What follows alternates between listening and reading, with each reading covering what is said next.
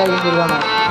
ராஜராஜ சோழனே வர வைக்கிற மாதிரி பெரிய ஊர்வலமாக எடுத்து ராஜராஜ சோழன் வேடம் போட்டு ஜோல் பெரியெல்லாம் வேடம் போட்டு கொண்டு வந்திருக்காங்க.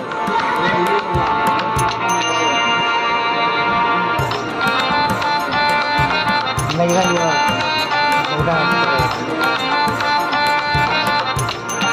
நியூஸ் கேட்காதெல்லாம் ஒன்றும் தெரிய மாட்டாங்க.